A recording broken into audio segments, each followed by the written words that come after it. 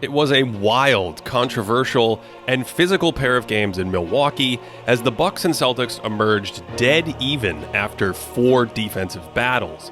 And in a series with Giannis Antetokounmpo, Jrue Holiday, Jaylen Brown, and Jason Tatum, it was the Godfather, Al Horford, at 35 years young, in his 15th season, who played the game of his life to help even the series.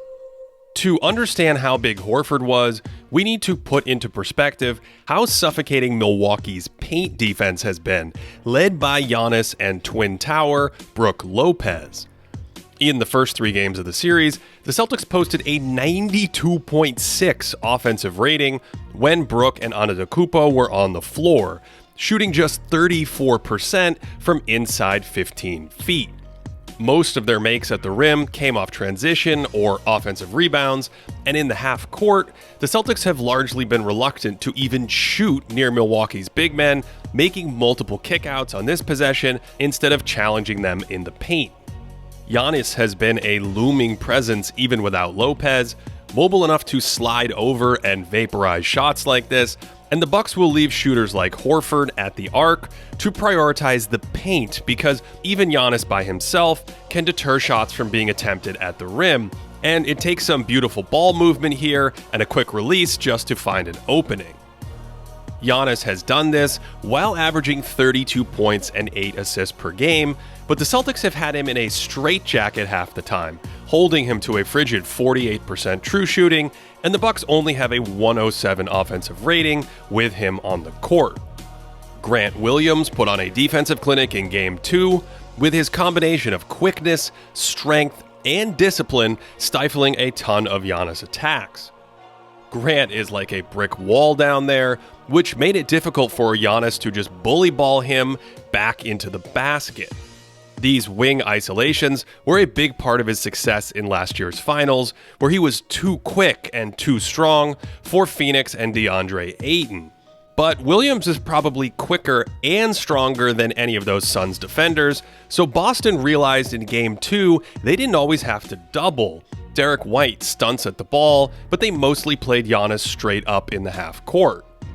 Horford was the other primary defender on Giannis back in Boston, and he's still a long, formidable defender who knows tendencies and tricks well. But also notice how stationary the Milwaukee offense is on these isolations, which lets Boston set its defense, and without any double team, Giannis doesn't have any nice passing options. So one of the key adjustments for the Bucks in Game 3 was screening for Giannis inside the three-point line, so he could penetrate right off the screen in a more dynamic action.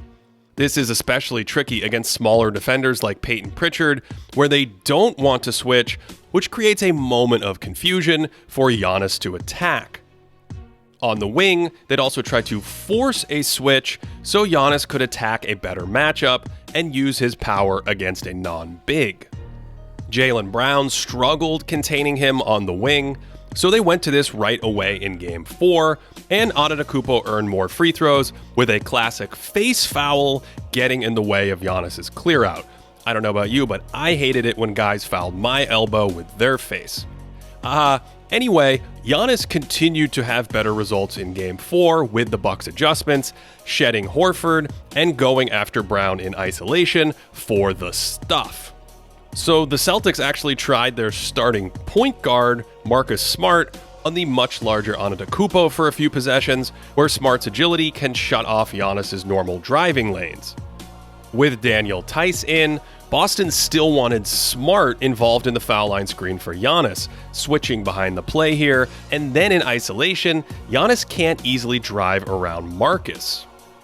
The two-time MVP adjusted by turning his back to Smart in the third to use his strength advantage, which led to a double team and a great extra pass by Jrue Holiday. But Smart's ability to guard Giannis in space was critical for what would come.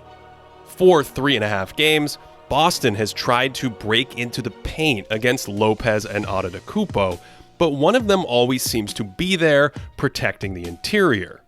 So with Tice struggling late in the third and Rob Williams injured, Boston went smaller with Horford as the lone big and Al's defensive versatility and acumen continued to shine. A minute later, Jaylen Brown picked up his 5th foul, and so the Celtics went even smaller with the 6'1" Peyton Pritchard joining the 6'3" Smart and 6'4" White for essentially a triple point guard lineup facing a 10-point deficit. This is a viable idea because the Bucks downsized as well, with Giannis taking a breather, and the giant Brook Lopez can't really attack the 6'9" Horford in the post. And with Giannis back in to start the 4th, the Celtics could go with Smart on Giannis and someone like Tatum on Holiday. This meant Boston wasn't compromised against Antetokounmpo, hiding Pritchard over in the corner, while Tatum or even Horford could switch onto Giannis when they set that foul line screen, and this time he settles for a low percentage jumper. Milwaukee's offense bogged down against this small lineup, resorting to a lot of isolation during this dry spell. Some of that might have been Giannis just running out of gas. He's resting in the corner here, and this turns into another trip where Horford can switch out onto Holiday, and it turns into another long jumper. Up until this point, Horford had actually had a solid offensive game too, popping out to the three-point line against that Milwaukee drop coverage. The Bucks had been willing to give up this shot to protect the paint, since Horford's only about a 36% shooter on wide open threes.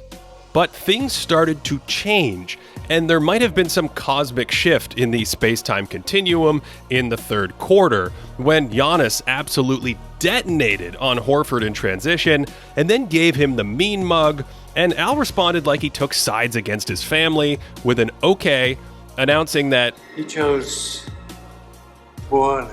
Because after that, Horford changed the game. Giannis is starting to worry about his outside shooting and is pulled out of the lane here, leading to a rare Celtic layup.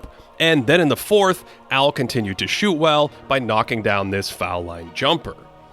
On the next trip, the Bucks looked for a Giannis against Tatum, and it was Horford who came over to help and bottle up yet another Milwaukee trip.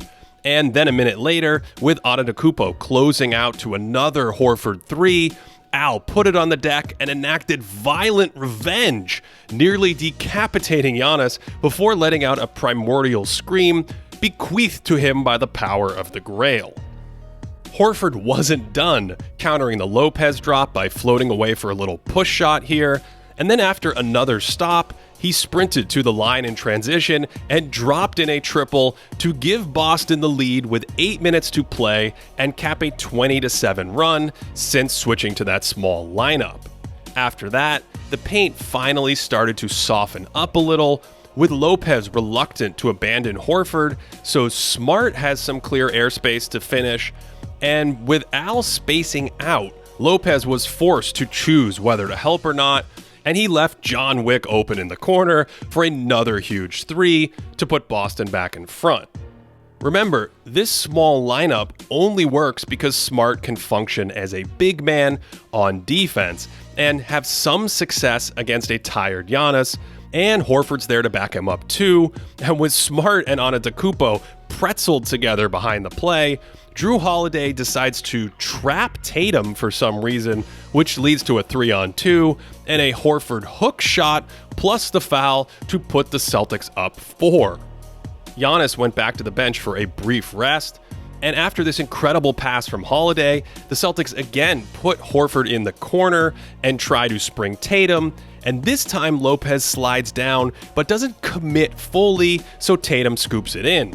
And suddenly, after 19 suffocating quarters, the paint was open for Boston, with Tatum backing down George Hill in isolation for a 3-point play. I'm not sure how that's a foul on Hill, but on the other end, Smart sagged off Giannis and waited for him in the paint, and this one was called a charge on Antetokounmpo. With Lopez subbed out so that the Bucks could match the smaller Celtics, Tatum had just enough breathing room to scoop in this shot while falling down, and Smart punctuated the run by powering his way into Holiday in an empty paint because, fittingly, Giannis was chasing Al Horford out to the 3-point line. All told, Boston ran off 43 points in the 4th quarter, in a series where the previous high quarter was 34, and their small lineup, led by Al Horford's playoff career high 30 points, outscored Milwaukee 46-26 down the stretch of Game 4 to even this playoff series up at 2 games apiece. For more content, head over to patreon.com/thinkingbasketball. There is a Game 1 breakdown from this series, a daily stats leaderboard that updates daily, and more. Thanks for watching this one all the way through. Hope you enjoyed it and that you are having a great day.